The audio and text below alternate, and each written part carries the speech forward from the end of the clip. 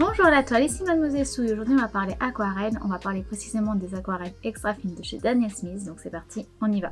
Alors, je ne sais pas si vous connaissez, mais Daniel Smith en fait c'est une marque d'aquarelle qui est extra fine et qui du coup sont des aquarelles de très bonne facture. C'est en tout cas ce qui est proposé puisqu'en fait il y a plusieurs sections dans l'aquarelle. Il y a les aquarelles classiques qu'on va nommer généralement d'études, il y a les aquarelles fines et les aquarelles extra fines. Les aquarelles extra fines sont réputées pour justement être facilement diluables, assez opaques, en tout cas intense, pigmentée et qui peut aussi du coup très bien s'entretenir et qui peut du coup très bien réagir entre elles selon les teintes et également réagir très bien à la lumière dans le temps. Donc les aquarelles extra fines sont celles qui sont le mieux quand on est professionnel ou en tout cas quand on veut de la bonne qualité pour avoir quelque chose qui tienne dans le temps et qui va être agréable, facile à travailler. L'élastique ne tient pas, donc on va détacher les cheveux, c'est mort, ça ne peut pas. Donc tant pis. À savoir également, c'est que du coup, comme ce sont des aquarelles extra fines, qu'on utilise du coup des pigments bien particuliers, des médiums, est un processus qui est un petit peu du coup plus coûteux que les aquarelles moins qualitatives, donc les aquarelles normales d'études et les aquarelles bien entendu fines, et donc le prix est forcément un petit peu plus élevé, ce qui fait que ce sont des choses qu'on n'ose pas acheter comme ça sur un coup de tête. On va vraiment réfléchir avant d'acheter. C'est pour ça que je me suis dit que cette vidéo pouvait être intéressante, c'est justement voir ensemble si ça vaut le coup ou pas d'investir dans ces aquarelles. Les aquarelles Daniel Smith, on peut les avoir sous différents formats. On peut les avoir en format tube, hein, vraiment ce genre de tube là. Hein. Là, c'est pas un tube de chez Daniel Smith, mais voilà, on peut avoir ce genre de petit tube là. Donc ça a le même genre de tube que pour les aquarelles, les acryliques, les gouaches, c'est la même chose. Mais on peut également aussi les avoir en demi-godet. Donc le format avec le petit carré en plastique avec directement l'aquarelle posée dedans, mais qui a elle séché. Si vous prenez l'aquarelle en tube, elle va être épaisse mais onctueuse et donc du coup vous pouvez avoir une couleur très intense, très pigmentée, limite opaque, sans avoir besoin de la diluer. Et vous pouvez bien entendu la diluer avec de l'eau pour la rendre plus claire, pour la rendre plus transparente et du coup avoir différentes valeurs de votre même temps. Avec le demi-godet, vous aurez l'aquarelle qui sera sèche et il faudra l'activer avec de l'eau comme ce qu'on a généralement quand on achète de l'aquarelle. Et on va l'intensifier au fur et à mesure en retrempant son pinceau dans le godet. Comme je viens de vous le dire, c'est une aquarelle qui coûte cher, forcément. Et bien maintenant les marques proposent, il n'y a pas que Daniel Smith qui le font, il y en a d'autres aussi qui le font, c'est de faire des feuilles avec des petits points d'aquarelle, d'en mettre plusieurs et donc plusieurs couleurs bien entendu sur la feuille pour avoir en fait un nuancier avec un petit peu d'aquarelle à tester pour avoir plusieurs couleurs et faire nos propres tests, voir si déjà la couleur nous plaît, si la qualité nous plaît avant d'investir dans des tubes ou dans des demi-godets. Aujourd'hui c'est ça qu'on va faire, on va tester donc deux feuilles avec plein de points dessus. Donc j'ai une feuille de 66 couleurs et une avec 18 couleurs. Et le petit bruit que vous entendez, c'est Toshi qui est en train de mâchouiller un morceau de bois et du coup bah, il est sage, il fait juste un petit peu de bruit, donc je suis vraiment désolée, j'ai absolument pas envie de l'empêcher d'être calme et qu'il soit juste tranquille dans son coin. Donc on va essayer de faire en sorte que vous entendiez moins le bruit possible, mais je vais pas l'en empêcher. Donc si vous entendez un petit peu de bruit, c'est Toshi qui est en train de jouer. En tout cas de mâchouiller son bout. Continuons donc sur nos feuilles. Donc ce que je vous disais, c'est qu'il y a à peu près 18 couleurs et 66 couleurs. Après, entre les deux feuilles, il y a certaines couleurs qui reviennent. Donc il y aura 2-3 redondances. Mais ça va nous permettre voilà, d'avoir un grand panel déjà au niveau du choix des couleurs pour voir un petit peu la diversité des couleurs qu'ils ont. Voir si elles réagissent bien à l'eau. Voir si elles font un bon dégradé, si elles s'activent bien, etc., etc. Et si ça vit bien dans le temps. À savoir également, c'est qu'il n'y a pas que des couleurs classiques, hein. Il y a vraiment du noir, du gris, du bleu, du vert, mais également des couleurs irisées, pailletées. Donc c'est bien, c'est qu'on va vraiment pouvoir tester un petit peu toutes les ambiances. Ça permet voilà, de pouvoir voir un petit peu chez eux tout ce qu'il peut y avoir et du coup se rendre compte que quels styles peuvent nous plaire ou pas au niveau des aquarelles. Donc c'est parti pour les swatchs. Alors à savoir, c'est qu'ils ont fait ça sur un papier qui est déjà un petit peu épais. Alors pas très épais, on est d'accord, c'est un papier qui doit être dans les 150 grammes maximum, mais ce sera largement suffisant pour faire des petits swatchs à côté de du point, du dot, en fait j'ai envie de le dire en anglais à chaque fois, du dot, du point d'aquarelle, comme ça on saura quel dot est égal à quelle couleur, avec le nom en dessous, la référence, parce que ce qui est bien avec les dot page, c'est qu'en fait vous avez toutes les références qui sont notées. Donc savoir si elles sont opaques, si elles sont translucides, si elles sont semi-opaques, quelle teinte c'est plus proche, le numéro de référence, le nom. Et au moins vous n'avez pas à tout renoter, c'est déjà fait, donc c'est vrai que c'est très pratique pour ça. Donc ça a un petit coût, mais sincèrement si vous voulez avoir après un beau nuancier et surtout savoir quelle couleur vous voulez acheter ou pas, et savoir lesquelles vous avez dans votre collection ou pas, c'est vachement pratique. Donc c'est parti et je vais commencer donc avec mon pinceau comme d'habitude et je vais utiliser la feuille qui est avec nous. Ce sera plus simple que de le faire à côté, comme ça on aura vraiment tout, le dot ainsi que le résultat avec un petit dégradé pour voir quand la couleur est intense et quand la couleur est dégradée, pour vraiment voir les différentes nuances qu'on peut avoir selon une seule couleur. Donc là j'essaie bien sûr de bien charger à l'extrémité gauche et ensuite de bien diluer dans l'extrémité droite pour vraiment avoir un beau panel de dégradés de la même nuance. Et là vous voyez, on a déjà pas mal de nuances assez intéressantes, hein. C'est des gris mais avec plein de nuances de gris, on a même des effets un peu marron, on a des verts, et franchement ça rend déjà super bien parce que c'est pas des couleurs trop classiques. Et bien entendu je vous mets ça un petit peu plus en accéléré parce que sinon ça va être terriblement long, vu qu'il y a quand même 66 couleurs plus de 16 ou 18 couleurs à côté, enfin voilà, ça va être très long.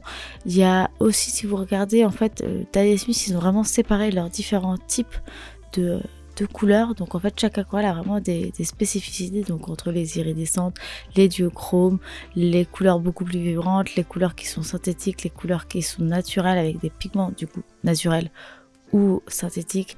Et vraiment il y a des couleurs ultra vibrantes, des choses très ternes. Pour autant il y a vraiment de tout, donc on a vraiment plein de choix au niveau des ambiances de couleurs. Et c'est vrai que là pour les couleurs vibrantes, même pour les couleurs un peu passées comme je vous disais, c'est vraiment très intéressant. On arrive au niveau des irisés et ça va commencer à être un petit peu délicat à voir en vidéo. J'ai essayé de faire le mieux possible, mais vous verrez pas grand chose, mais elles sont très belles, hein. Même si vous voyez pas l'écran, moi je vous le dis, elles sont super belles. Et il y en a genre la verte là que je viens de faire qui est incroyable, et une qui arrive juste après, la perlescente, qui est incroyable en vrai aussi, mais bon c'est des choses super dures à montrer en vidéo. Je m'attaque donc à la dernière petite feuille et donc on va faire les couleurs, même si on a certaines qu'on a déjà vues sur la précédente page, et ça permet d'amener encore d'autres nouvelles couleurs. Et je vous avoue que là les couleurs de vert turquoise qu'on a, de bleu turquoise, elles me font rêver, hein. Elles sont super jolies et franchement ouais, il n'y a rien à dire, les couleurs réagissent bien et s'activent très bien également au fur et à mesure de l'utilisation. Voici donc le résultat. Et sincèrement, je suis assez contente déjà de ce nuancier là parce qu'il est très joli. Comme je vous le disais, vous voyez, on a vraiment toutes les informations notées, hein, entre chaque couleur. On a même la légende en bas pour dire si c'est transparent ou opaque. Là, vous voyez bien d'ailleurs qu'on a majoritairement des transparents. Il y a quelques semi-opaques par ici qui sont un peu plus intenses, mais la majorité sont quand même marqués comme transparents. C'est l'avantage, c'est que tout est noté. Vous avez des petits ronds blancs pour quand c'est transparent, un demi-rond blanc, un demi-rond noir quand c'est semi-transparent, et un rond noir quand c'est opaque.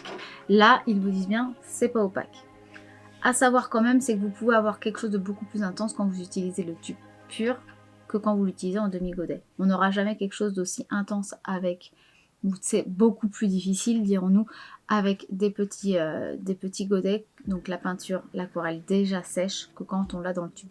Mais si vous l'étalez bien, si vous ne laissez pas trop d'épaisseur, il y aura quand même malgré tout une transparence. C'est pour ça qu'ils l'ont bien précisé. Là, au niveau du choix des couleurs, c'est bien parce qu'ils nous ont donné vraiment un petit peu de tout. Ils nous ont donné du gris, des gris chauds, des gris froids, des verts, des bleus, des oranges, des roses, des violets. Il y a vraiment de tout. Après, il faut dire, avec 66 couleurs, ils pouvaient se le permettre. Donc ça, c'est cool. Donc en fait, ils nous ont vraiment donné un beau panel. Comme ça, on peut vraiment voir. Et franchement, leurs couleurs sont très belles. Il y a de très belles vibrances. Et ça, c'est cool. Il y a des choses sombres, il y a des choses claires. On a des irisés qui se marchent très bien. Franchement, les irisés sont super jolis alors qu'on est sur du blanc. Donc ça se verra super bien sur du noir ou sur des papiers colorés.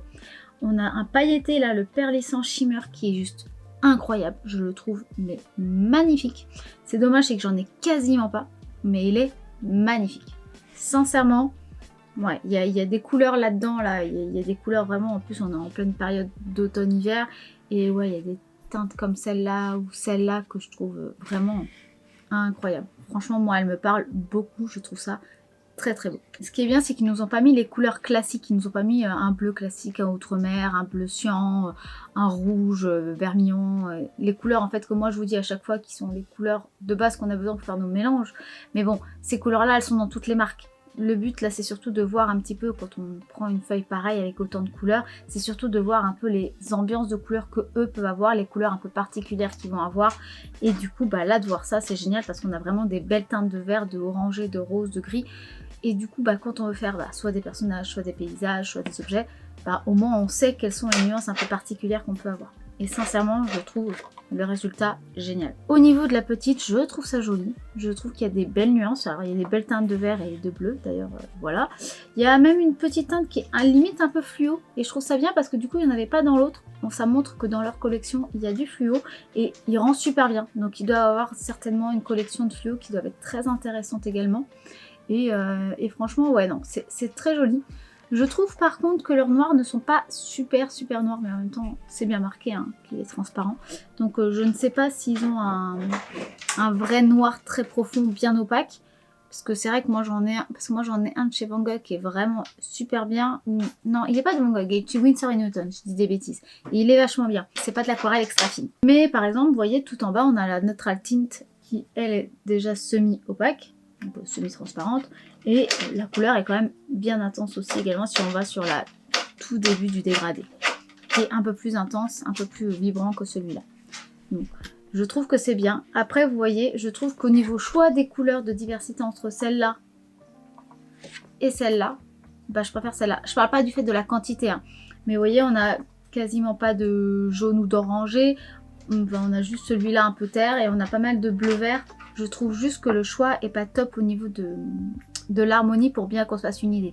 Maintenant par contre les deux cumulés c'est super bien. Et franchement je regrette pas là au niveau des choix des couleurs. Ça me donne envie de voilà de me dire alors lesquels je vais prendre en premier, lesquels je vais acheter, lesquels je vais pouvoir faire pour mes aquarelles, pour mes illustrations.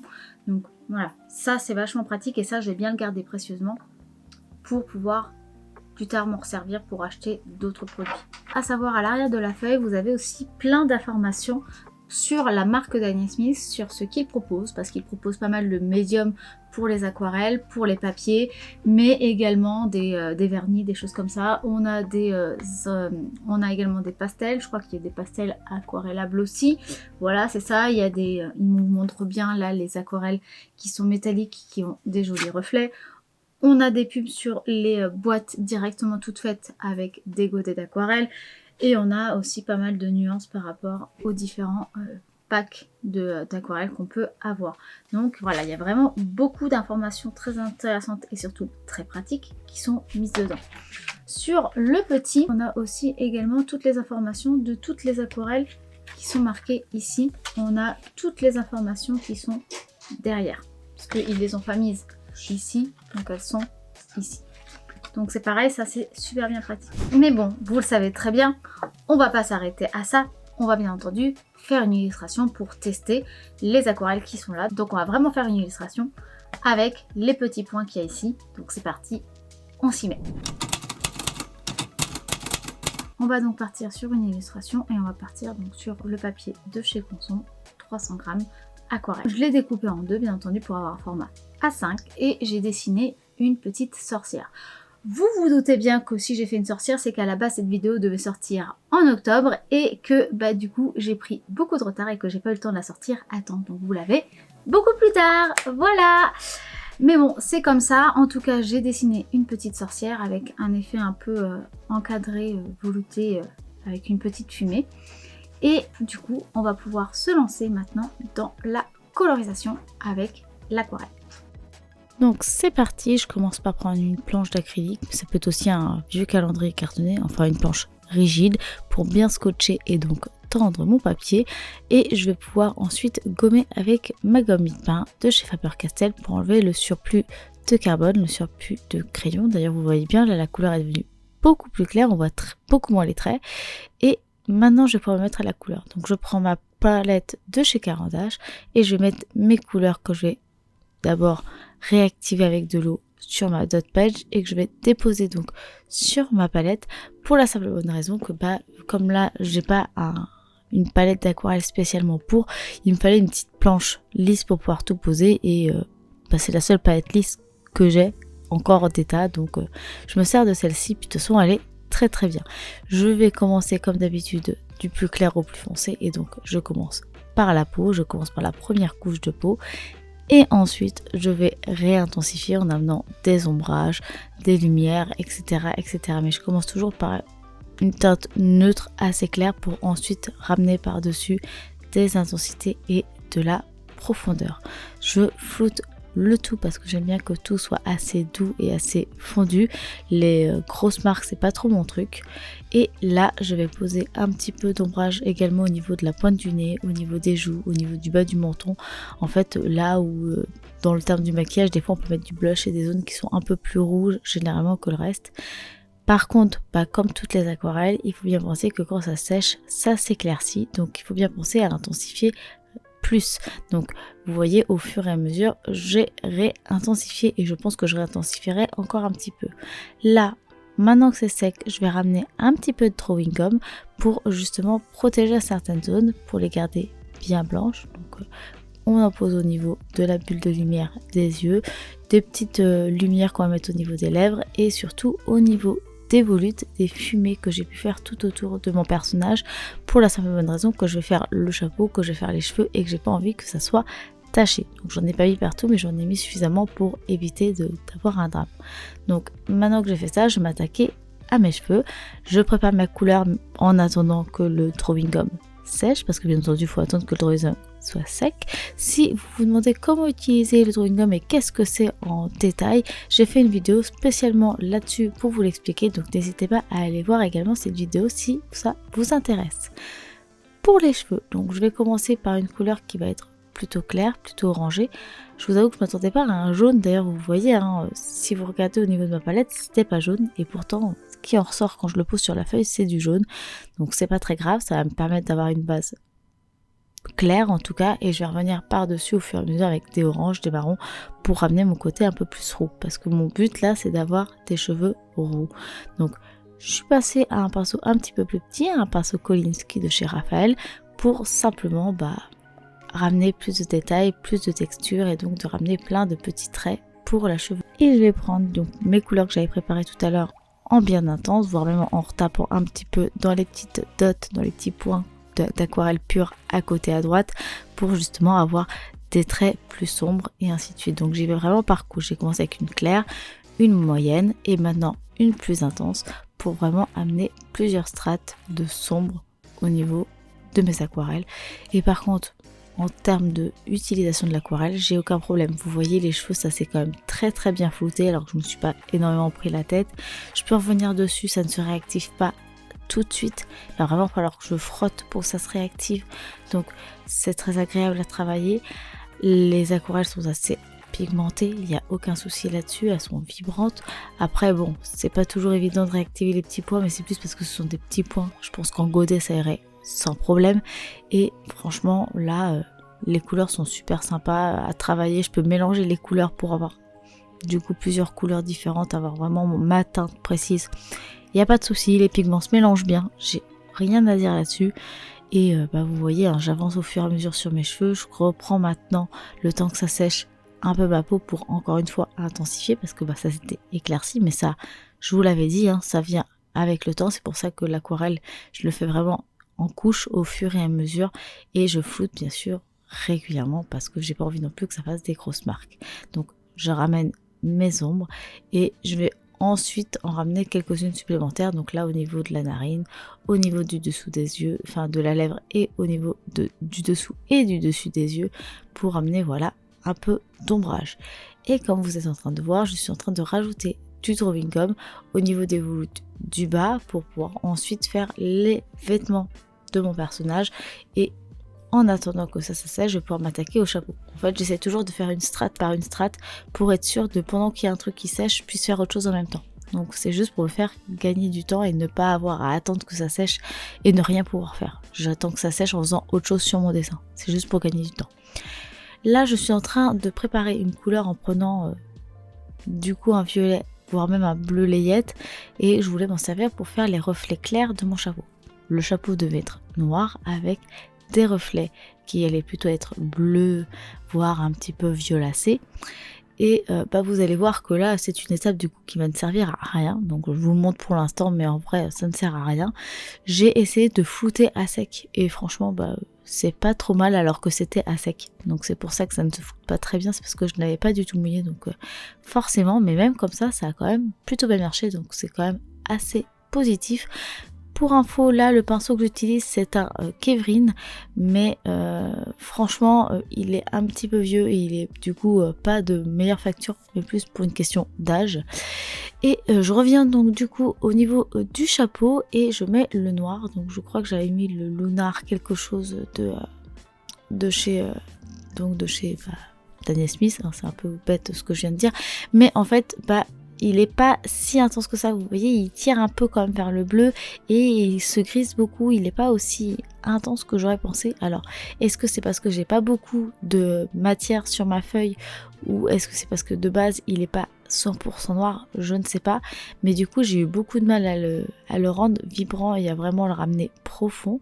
Donc bon, j'essaie d'intensifier, mais finalement je vais quand même, en ayant essayé plusieurs noirs, tous les noirs, les teintes très foncées que j'avais sur mes essais, mes petits échantillons, ça ne marche pas. Donc là, je vais mettre du noir, mais ce ne sera pas du noir de chez Daniel Smith. C'est vraiment la seule chose que je vais faire en plus. Ça va me permettre de voir en plus si les mélanges de couleurs se posent pas de problème, même si c'est une autre marque. Et je vais prendre donc du coup une aquarelle de chez Winsor & Newton, tout simplement pour justement rendre ça plus profond. Et là vous voyez, le noir est déjà beaucoup plus impactant.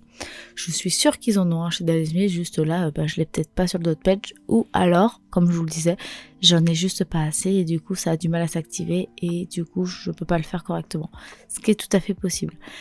Et en attendant que je fais en accéléré les plis du chapeau, donc là j'ai pas remis beaucoup de teintes violettes et bleutées dans le haut du chapeau, ça sert pas à grand chose parce que comme vous avez pu voir, j'ai tout recouvert. Je vais revenir par la suite après. Et du coup, en attendant que le chapeau sèche, je m'attaque au reste du visage. Donc là, je vais continuer à travailler au niveau de mes yeux. Donc vraiment, j'y vais par étapes. Comme ça sèche, je fais autre chose. Donc là, les yeux. Et pendant que mes yeux sèchent, avant de pouvoir ramener du sombre, etc., je vais m'attaquer aux lèvres. Et là, moi, personnellement, c'est un vrai kiff. Quand je vois les couleurs que j'ai utilisées pour les yeux et les lèvres, j'adore. Franchement, les couleurs sont ultra vibrantes, j'ai pas mis la saturation à fond là sur votre écran, pas du tout. Et franchement, les couleurs sont vraiment super belles. Là, je vais amener un petit effet dégradé. Donc j'ai mis la couleur vraiment pigmentée au cœur de mes lèvres. Et je vais petit à petit essuyer mon pinceau. Donc là, il est un petit peu encore intense.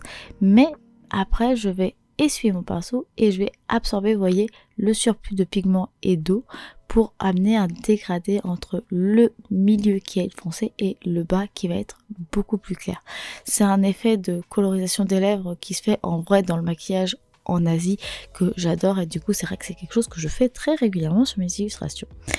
Et donc pendant que mes lèvres sèchent, comme mes yeux ont séché, je reviens sur mes yeux pour ramener un petit peu de sombre et profiter aussi pour faire mes sourcils. Donc j'ai repris mon mélange qui était directement sur ma palette que j'ai utilisé pour mes cheveux pour que ce soit la même couleur au niveau des sourcils et j'ai donc rajouté mes sourcils. J'ai repris également un marron pour pouvoir bien foncer au niveau de mes narines et j'ai rajouté un peu de noir avec du coup ce mélange pour assombrir ma bouche que je trouvais blanche au milieu, donc j'ai assombri. Et là, je voulais me mettre aussi, là on a mélangé la couleur des cheveux et du marron et j'ai fait un gros pâté. Donc c'est pas grave, on enlève, on tamponne et on recommence. Donc là c'est parti, j'ai refait je continue tous mes cils, tous mes contours de l'œil ainsi que j'ai rajouté du noir pour faire la pupille à l'intérieur de l'œil, la partie donc noire très foncée pour vraiment rendre le regard impactant et vivant. Pendant que tout ça sèche, eh bien je reprends le vert que j'ai utilisé pour mes yeux. Donc en fait j'en ai utilisé deux. J'ai utilisé le vert turquoise clair et le vert turquoise foncé qui a donc sur la petite dot page de chez Daniel Smith pour faire le reflet donc du vêtement ainsi que le reflet du chapeau. Donc je reviens sur les zones blanches de mon chapeau et je vais le dégrader délicatement, pas trop, jusqu'au gris et pas jusqu'au noir. Et j'essuie mon pinceau pour dégrader un petit peu entre le gris et le noir, mais sans avoir à retourner dans le clair pour pas que ça ne se gâche. Et je prends donc le vert foncé pour amener quelques plis et quelques ombrages dans mon vêtement, dans mes manches, pour amener un peu de nuance parce que ça faisait encore un petit peu palichon. Et du coup, une fois que ça c'est fait, on va pouvoir laisser sécher et gommer donc ce que j'avais protégé avec le fluide de masquage, drawing gum, appelez-le comme vous voulez. Et là actuellement j'utilise celui de Rouge Play, c'est celui pour l'instant que je préfère. Vous m'avez parlé par exemple de celui de Molotov également, et je crois qu'il y en a un autre que vous m'avez dit, donc il faut que je les teste également, mais pour l'instant c'est celui que je préfère, c'est celui qui fait le moins de traces et surtout qui abîme le moins le papier dans ceux que j'ai pu tester. À voir après par la suite, mais pour l'instant moi je suis assez satisfaite. Je reviens sur mon illustration et je vais repigmenter, en tout cas resaturer, recontraster un petit peu certains éléments. Donc là j'ai mis un petit peu plus de foncé dans la pupille pour justement recontraster tout ça. Et je vais passer aux iridescents. Comme vous avez pu voir, j'ai pris le doré qui est tout à gauche pour les boucles d'oreilles. Et franchement je trouve que c'est pas super top. Alors en soi la couleur est très belle, hein. Les reflets sont là, là-dessus j'ai rien à dire. Juste là en fait ça n'amène pas un contraste assez impactant, donc on se rend pas compte entre les boucles d'oreilles et les cheveux. Donc c'est plus mon choix de couleur qui était pas cohérent, qui était pas pertinent. Donc c'est pas très grave, je reviendrai dessus par la suite quand ce sera sec. Et en attendant je vais rajouter donc sur les perles que j'avais faites plutôt du vert foncé, celui que j'ai utilisé pour le vêtement, les yeux, le reflet du chapeau, en fait pour amener une cohérence. Quand j'amène des couleurs j'essaie de faire en sorte qu'elles se répondent un petit peu partout pour que ça soit cohérent et uniforme dans la composition de l'image. Pendant que tout ça sèche, je vais m'attaquer au volute, donc à l'effet un peu fumé, et pour ça je vais utiliser donc des teintes grises pour vraiment amener ce côté un peu fumé, et je vais donc amener ça un petit peu partout en le posant délicatement partout. Et bien sûr j'essaie de dégrader tout ça pour que ce soit pas trop sombre. D'ailleurs vous voyez, quand je trouve que c'est un peu trop sombre, je prends un petit mouchoir et je tamponne. J'ai toujours un tissu pour essuyer mon pinceau pour enlever le surplus, mais par contre pour tamponner je prends toujours un papier, ça marche beaucoup mieux au niveau du côté absorbant. J'avais envie quand même d'utiliser un peu les iridescences. Alors vous le verrez pas beaucoup, mais ça rend quand même super bien, ça amène de jolis reflets.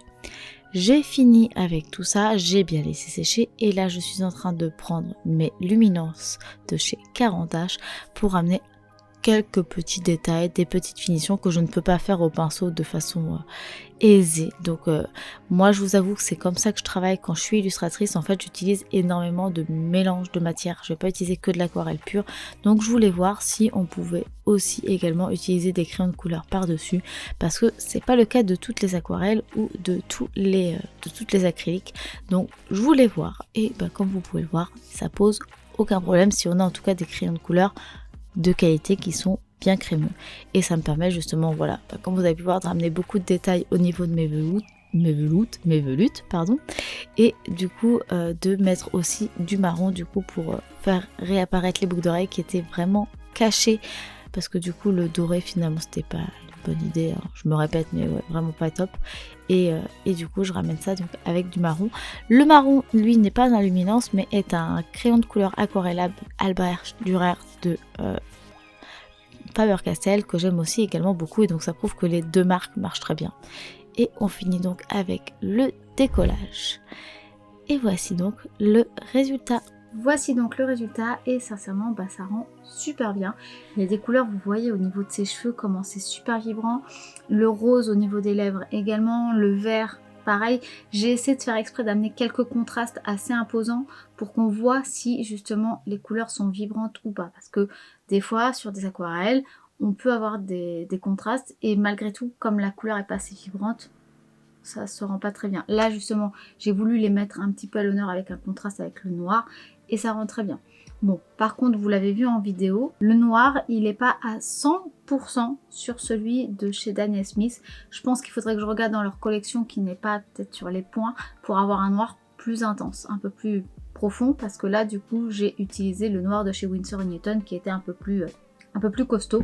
Mais en dehors de ça, toutes les autres aquarelles, toutes les autres couleurs viennent de chez Daniel Smith. Et sincèrement, bah, ça rend super bien. Je suis très contente du résultat. J'ai voulu mettre du métallique au niveau des boucles d'oreilles. C'était pas la meilleure des idées parce que du coup, en fait, il n'était pas assez clair et assez vibrant pour ressortir plus que les cheveux. Donc finalement, je l'ai retouché avec un peu de crayon de couleur, avec des luminances et des polychromos. Mais bon, bah tant pis, c'est comme ça, hein. C'est trop tard. mais sinon, par contre, ouais, le résultat, en tout cas global sur l'aquarelle, c'est que les aquarelles se mélangent bien entre elles, elles sont bien miscibles. On peut quand même reposer un peu de couleur dessus sans que forcément ça bave, ça se réactive. Parce que bien entendu, il faut quand même attendre que l'aquarelle d'avant soit sèche, sinon faut pas abuser. Ça va baver, c'est sûr. Sincèrement, je suis très contente du résultat. Bon, forcément, j'ai utilisé du bleu vert canard parce que c'est un peu la couleur que j'aime beaucoup, donc forcément. J'ai pas utilisé de violet, mais c'était soit l'un soit l'autre. De toute façon, j'allais forcément en utiliser un des deux. J'ai essayé de réfléchir un petit peu à ce qui pouvait être intéressant au niveau aussi du regard. En fait, c'est ce que j'ai voulu faire, c'est que j'ai voulu que le vert des yeux soit du coup avec un côté un peu roux blond pour que ça fasse un beau contraste.